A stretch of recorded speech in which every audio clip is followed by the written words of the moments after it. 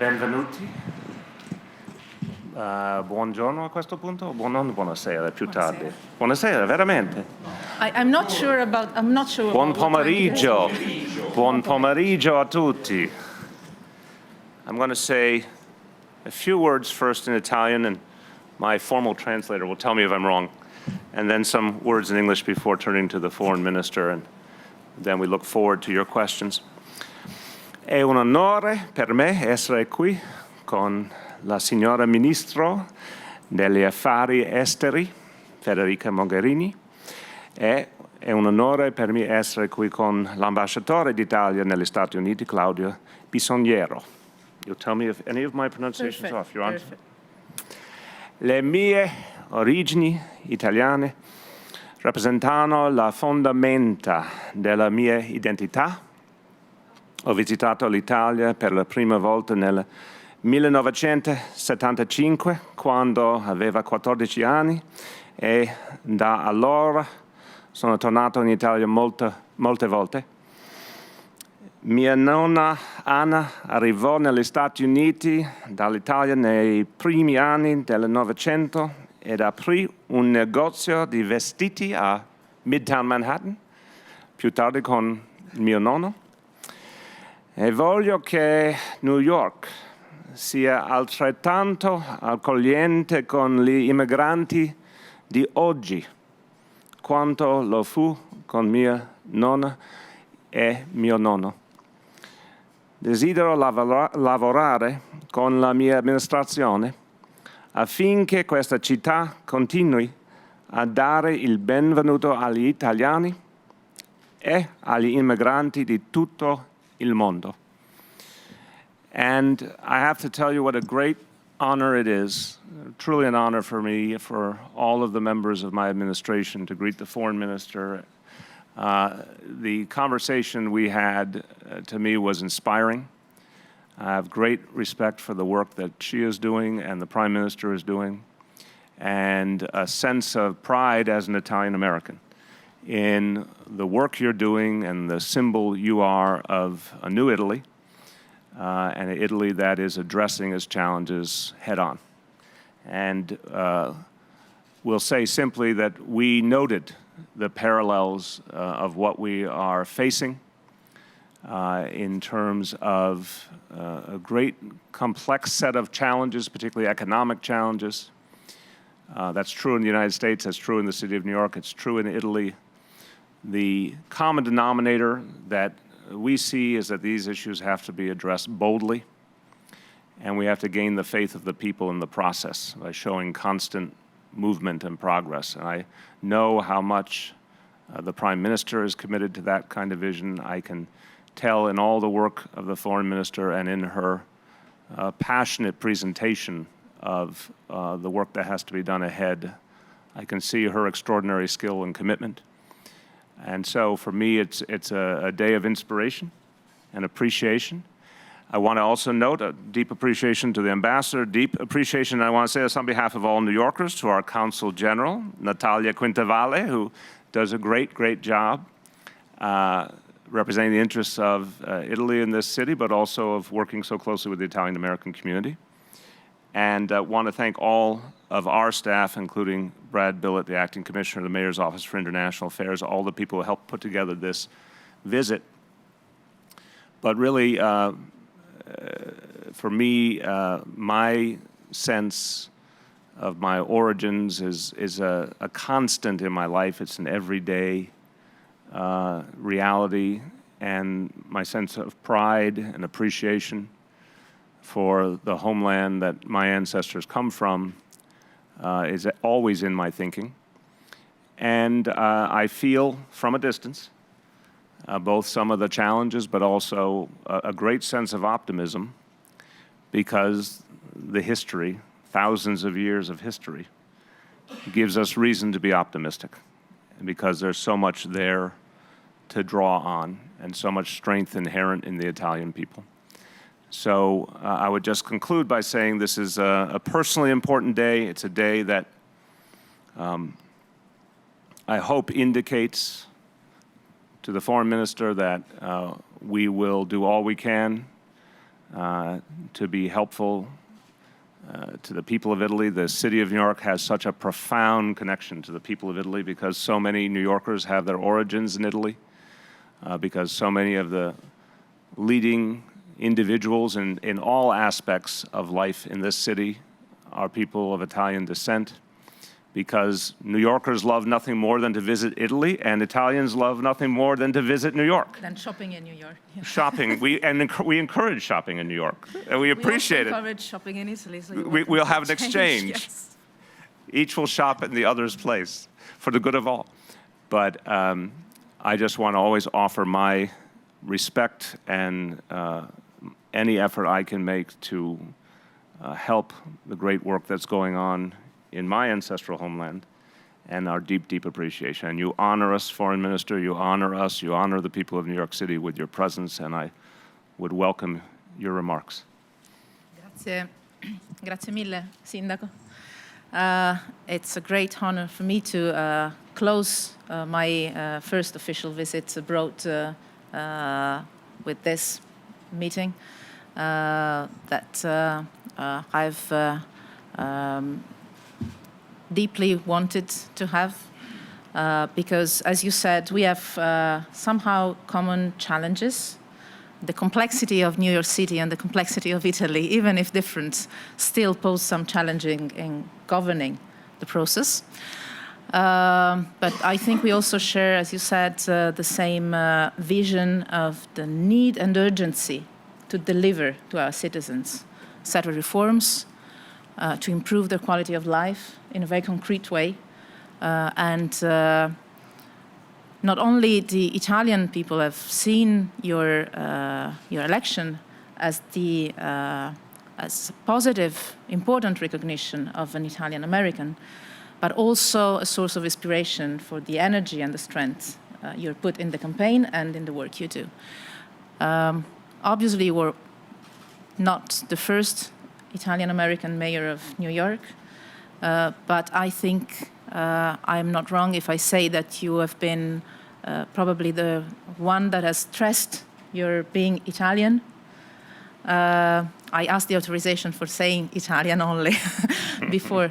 You've been the one that has stressed these roots more than others, and we are proud for that, and I thank you very much for that. As you said, we discussed about the common challenges and the common vision we have, especially in tackling inequalities and finding ways of sharing and making the impact of the economic crisis more sustainable for different parts of our societies, both in a city, which is in itself a country, and in Italy. And we discussed the lack of perspective and the lack of hope and the lack of confidence that especially youngest generations feel towards institutions, towards politics, and the effort that we feel so urgent to realize that actually we can pass the message that through politics, through institutions, through the administration, things can be changed, and that it's not all the same, that you can make a difference. And I think the administration of a city like New York City is probably the best example of that, and we're trying to do the same in Italy with the government. That is the part that is more general. Then I probably come to my more foreign affairs part, but we are in the end, first of all, politicians, first of all, human beings, and that is also part of our commitment and our daily work. For me, it's particularly important to be sitting at the side of a mayor of New York that is so much an example of how important the role of Italians and Italian Americans is for this country. Today, during a very short meeting with the Italian community here in New York City, I mentioned the fact that we are actually a superpower in terms of the spread of our Italian community, culture, language. Diaspora. Yes. All over the world. Just need to realize that, to empower this huge resource that we have, to network all over the world, And I think that building bridges and counting on the availability of people like you that have such a strong leadership in this part of the world can make it really happen. So I thank you very much for your time. I thank you very much for remembering every day to all of the American people that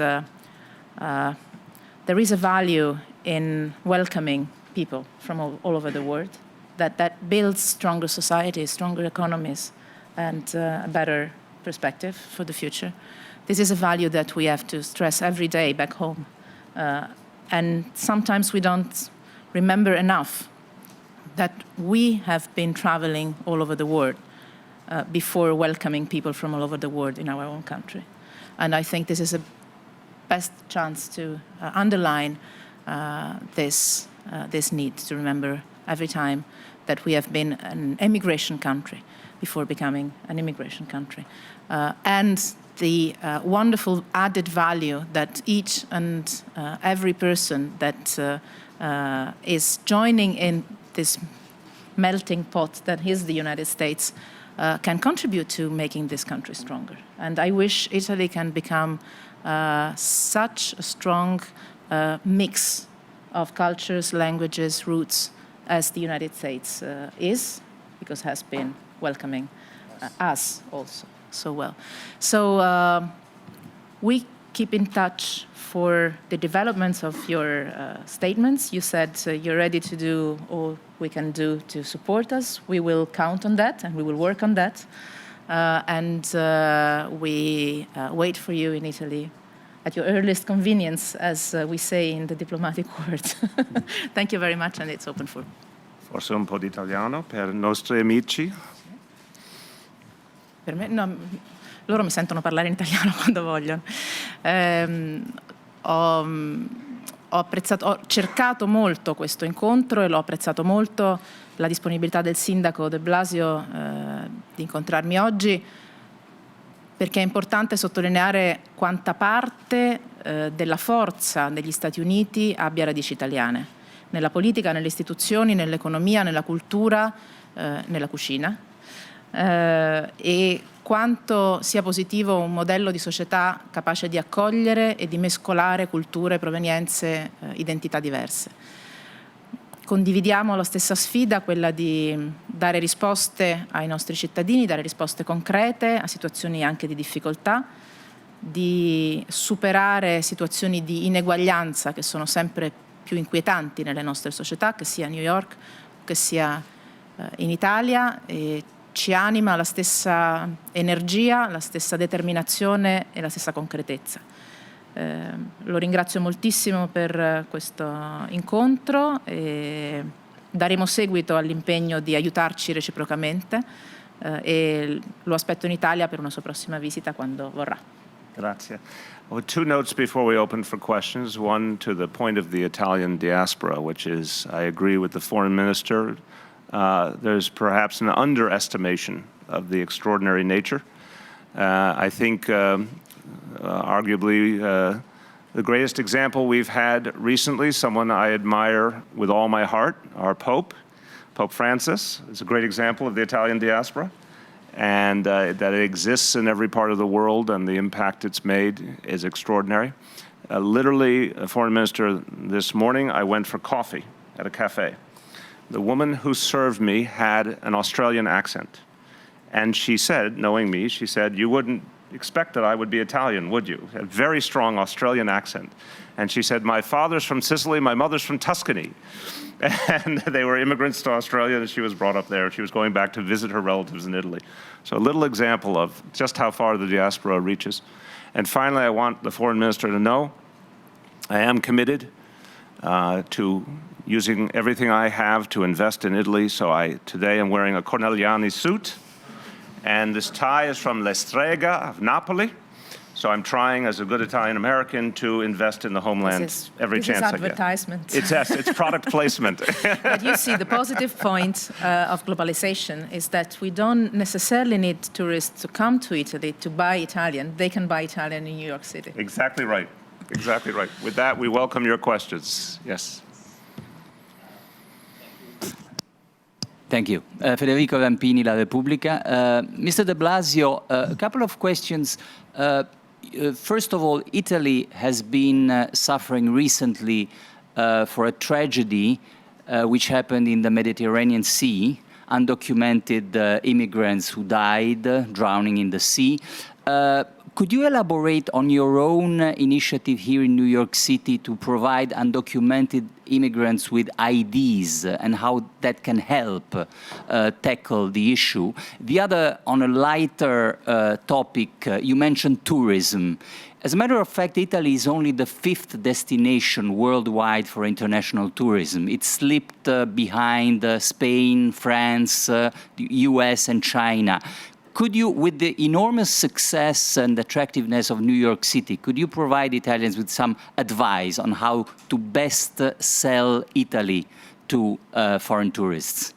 Well, the second question, I think the efforts of New York City, the organization NYC and Company, really an amazing example. We had everything we needed in terms of the people, the culture, the energy, the attractions, but I think New York City had not gone out around the world and explained how easy it was to navigate the city, to experience it all. In some ways, hadn't told the whole story of what this wonderful multicultural city is. So there's an extraordinary example over these years of huge growth in tourism, in part because a very directed, unified effort, one voice, one message, one brand all over the world to motivate people to visit New York City. The results have been outstanding. So even though we want to make sure that tourists choose New York City first, we would be happy to share some of our ideas after they visit New York City. Then I think they should stop at Italy. The second question, so serious and on all of our minds.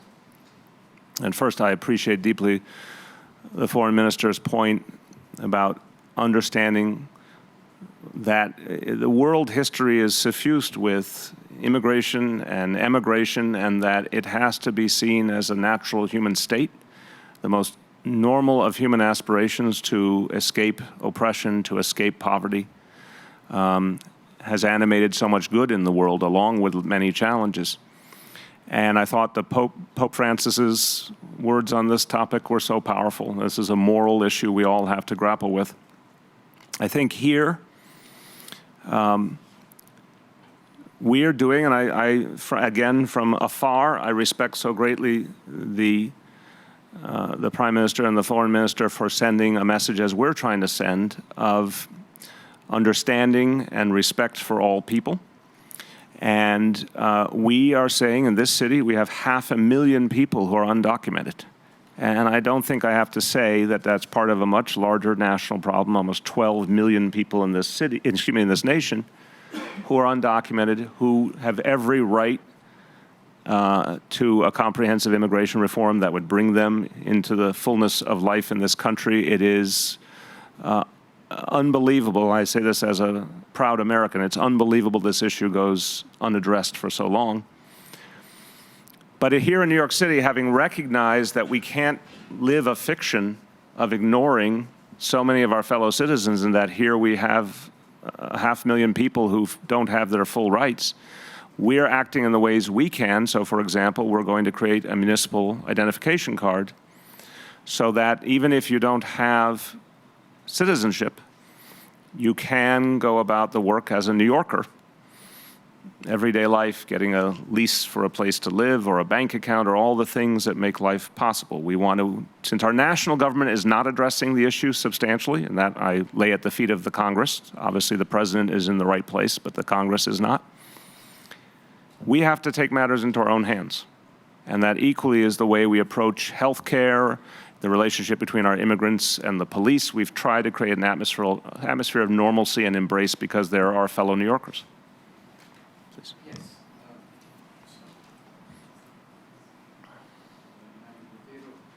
Sorry. Mario Platero, Sole 24 Ore. I had a question for both.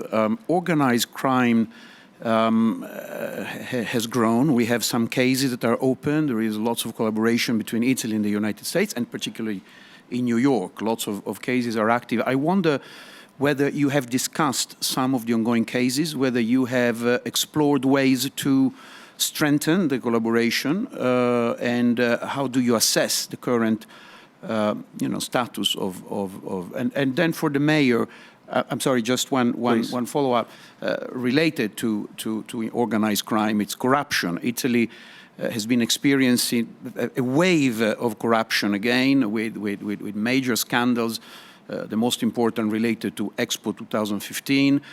How do you deal with corruption, Mr. Mayor, in New York? We know that it was a problem before, and have you experienced, or do you think that there is a risk of having major cases like the one that we went through, or things are more under control here, and why, if they are? Thank you. So, on the first question, there's a very close cooperation, obviously, internationally between the two governments. But in terms of the City of New York, we're very proud. We're very proud of our police force. And we're very proud of the close relationship that our police force has with other police organizations around the world. So, and I have to say, I was honored to bring back Bill Bratton as our police commissioner, and he is known for that, fostering that sense of collaboration both nationally and internationally. So I am certain that in any way that the Italian authorities need our assistance on policing matters, that the NYPD will be very receptive. And certainly my message to the foreign minister would be, if at any point there's more that we could do to be of help, we would want to do that.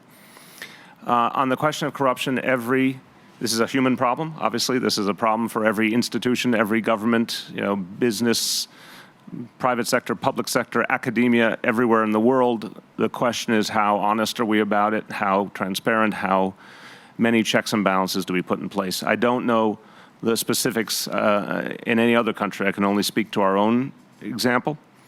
I think over the years, New York City went from rather pervasive corruption to steadily improving upon the situation by adding more oversight and more consequences. If I had to really minimize and simplify the situation, that's what I would say would be the truth.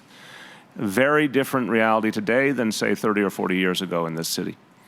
And now we have a very strong regimen of oversight agencies with a lot of independent power and the ability to act as they see fit to fight corruption. And I dare say, an active press corps is an important part of the equation as well, that often sees the warning signs before anyone else. So we've made progress. It's never enough. We have more to do. But I don't pretend to give advice on a problem that is literally human and worldwide. I can only say what I think we learned is that many independent layers of oversight is a healthy reality. Yeah, if I can comment on that, share completely the mayor point of view. In fact, the reaction of the Italian government, as you know, is to say that the maximum level of transparency and of going deep in investigating any kind of corruption episode should be done for the sake of all those that work in a very correct manner for the benefit of the community. And in the specific case of Expo, I've been other times said that in the benefit also of our international work, because Expo is going to be a major international event with a major international issue at the core of it. That is an opportunity not only for Italy, but also for the international community to tackle the issue of hunger and development in the world. And so we are proud to have a judiciary system that is able to investigate with full transparency and determination on all the episodes of corruption that could shadow the huge potential of the event. And if I can go back very quickly on the question that Rampini was asking about tourism, I would underline 3, 4, 5 times the answer that il sindaco de Blasio ha dato. I think the key is one brand, one voice, one promotion. I think that Italy's, let's say, not excellent results so far in terms of attracting tourists compared to our potential. Because in general terms, it's a very good result, but we can do much, much better with the heritage that we have, with the culture that we have, with the natural beauties that we have in our country, is the lack of coordination, is the fragmentation of the promotion of our tourist opportunities. So we will learn from that experience, and we will do our best to promote our beautiful country more, and work on some stop-bys by Rome, New York, Rome, New York, so that all the tourists that come to New York also visit Rome. They should have to be, not only Rome. Sorry, this is my personal. I think that's a good bias, though. This is they have to, if they visit one, they have to visit the other. Yeah. That would be our plan. Thanks. Flavio Pompetti, Il Messaggero, Il Mattino. Mr. Mayor, one of the strong points of your electoral campaign was the tale of the two cities. Yes. The two cities that brought you to your office. What kind of challenges are you finding in implementing a plan that will change what is a very natural, it was a political, but also it's a very natural process of developing more and more inequalities in urban settings all around the world?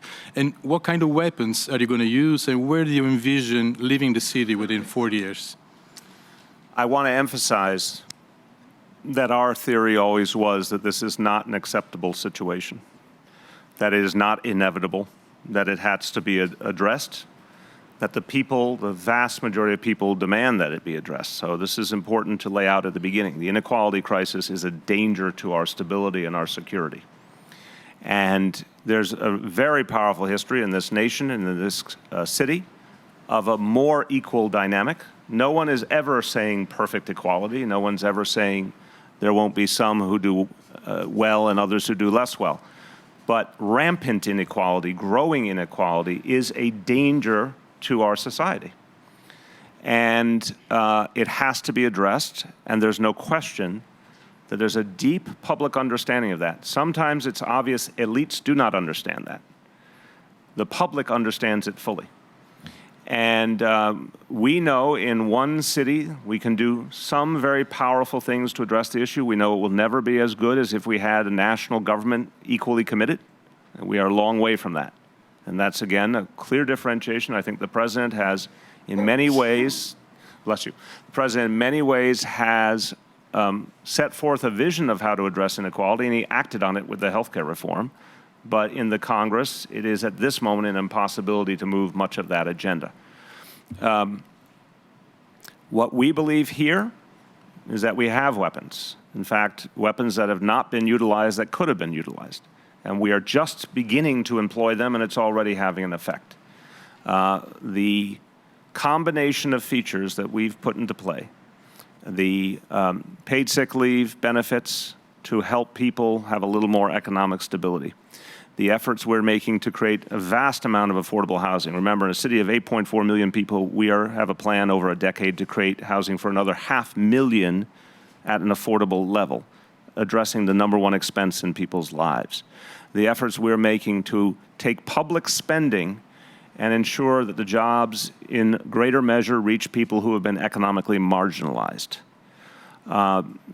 The work we are doing to help families, to help parents, and particularly mothers, with full-day pre-kindergarten, early child education for free for their children, with after-school programs, which not only takes an expense away from a family and allows parents to have the freedom in their schedule to work, but obviously prepares those children better to be economically viable in the future, in a world that's where I always say a simple statement: economic destiny is determined by education now, today, more than at any other point in human history.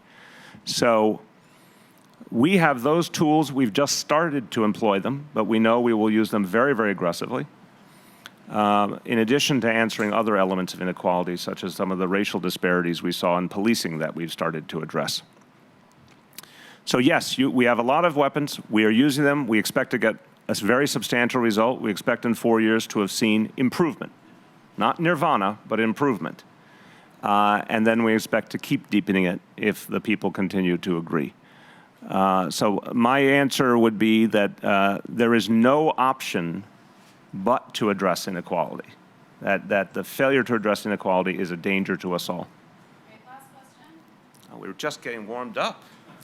Let's give him a few more. Monica. Monica Capetti Klein. She's an undercover Italian in our office.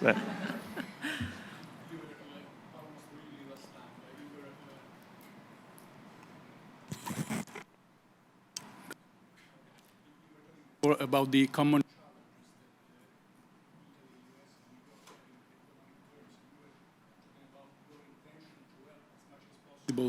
Italy to have success. Do you have something specific in mind that you can do in order to help Italy to?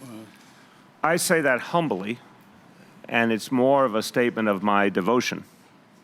I'm, very impressed and appreciative of the actions of the Prime Minister and the Foreign Minister already to grapple aggressively with the challenges. I certainly feel a sense of solidarity and a shared feeling of mission. I hope if we innovate some good solutions here that we can share them, and equally, that solutions found in Italy we can help to bring here, whether at the local level or the national level. But really, it's a statement also of pride that I believe all Italian Americans should have a feeling of obligation to our ancestral homeland. And if there's anything we can do, my simple message to the leadership of the Italian Republic is we should be at your disposal to help. And I don't presume what is the best way to help. I only know that it's important to make ourselves available if we can help. Do you have time for just a few more? Yeah, sure. Okay, And we will take advantage of this availability and work out an intense work plan in order to make it more concrete in the next months. Don't be scared, but some concrete proposals are coming up. We like concrete proposals. The only way to change the world, and I want to just, as we call on a few more people, just wanted to say I also appreciate Foreign Minister made the point that our citizens, we equally are afflicted by this challenge. Our citizens, particularly our younger citizens, have every reason to be frustrated, every reason to ask why there hasn't been a greater response to the challenges we face. And I appreciate any leader who says that out loud, and I want to just thank you, because I think, and sadly, in so much of the discourse in this world, there has been a denialism about problems that are deeply, deeply felt. And I actually think our citizens find it refreshing to begin by acknowledging the problem and then leveling with people. And the responsibilities. And the responsibilities, and leveling with people about that which we can do. Thank you, Mr. Mayor. Paolo Valentino from Corriere della Sera.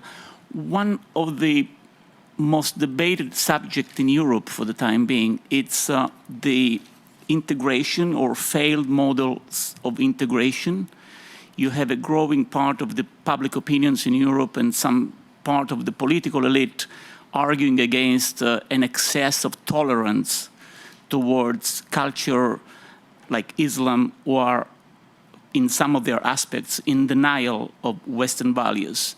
So as the mayor of such a complex city, where do you draw the line between the necessary respect and tolerance for culture and the indispensable integration that you have to have in a community? I think our experience shows, and New York, is an example of something that I think has happened all over the United States, but in some ways perhaps the purest example, that an embrace of all cultures, all peoples, is not only the humane approach, but the intelligent approach to our future. This city should be impossible if you look at the mix of peoples. But we established a standard long ago that we were all here to live together. We should thank our Dutch friends who helped to found this place 400 years ago, that some of that was a standard they set. But I think the intolerance is a danger. Obviously, I think you know something about my political values. I find that the movements around Europe or any place else in the world that foster intolerance are a danger to democracy. I think they're a danger to stability. And we in this city have a rich history of attacking those challenges effectively. And that's part of what's made New York great. We've had intolerance. We've absolutely had racism and other intolerance come up very strongly in our history, and there's been a very powerful response, often, not always, but often, from government, from political movements, reiterating that we are a pluralistic, inclusive society. And as I mentioned, the issue before on the ID cards, I ran with a message that we would provide a municipal identification for 500,000 people who are undocumented, and I won the election with 73% of the vote, which is both a statement on the values of New Yorkers, but also that I believe the public appreciates an honest, progressive vision of where we're going. The divisive vision is by definition taking us backwards, by definition creating a gap, a hole, a danger. And I think the only way to address intolerance is head on. I hope this city's historic success is an example, and I credit the current government. And by the way, I'll say just this is something about my own family, that Charlene and I were deeply moved by the immediate previous government as well, with the choice of Ms. Kayenge for the cabinet, something we noted with great pride.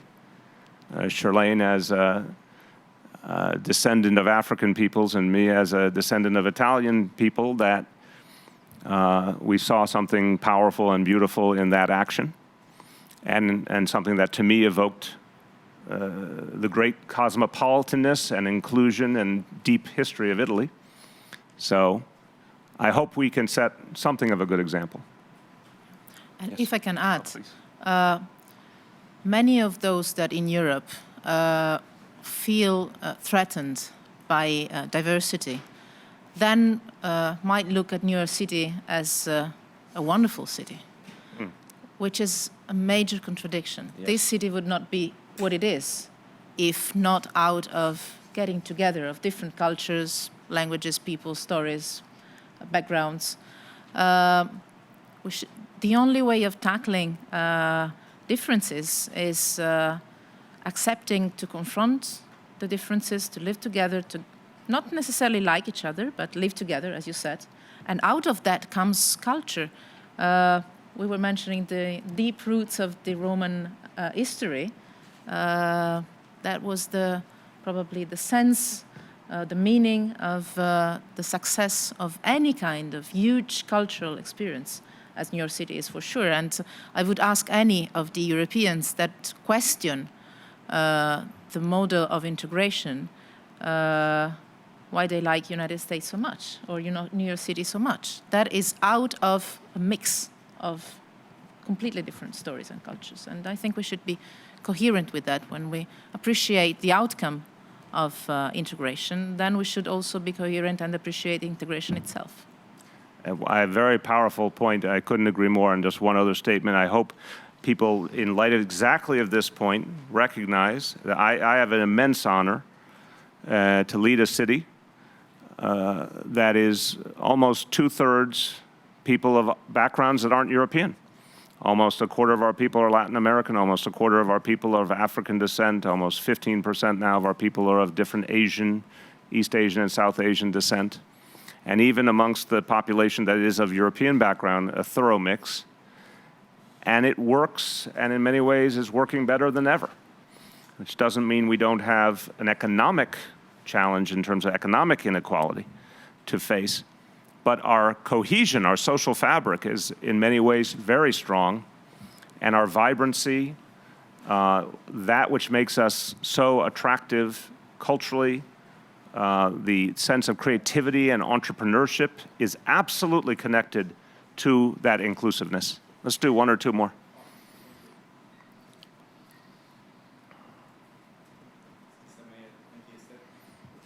Stefano Vaccara. la voce di New York, means the voice of New York. Ho capito. Bene, se non lo capisce lei, questo. Mr. Mayor, you are, I will say that probably the American politician most popular today in Italy, even more than President Obama. He was very popular. That brings a lot of responsibility because there was another mayor, Italian-American, that was very popular. It was Fiorello LaGuardia. Yes. And Fiorello LaGuardia, when De Gasperi came here, in America, he wanted to help. Italy at that time wasn't like a situation like it is now. And we always complain Italy is in a bad situation. At that time, just after the war, Italy was starving. And Fiorello LaGuardia, the mayor of New York, asked to the Italian government what I can do.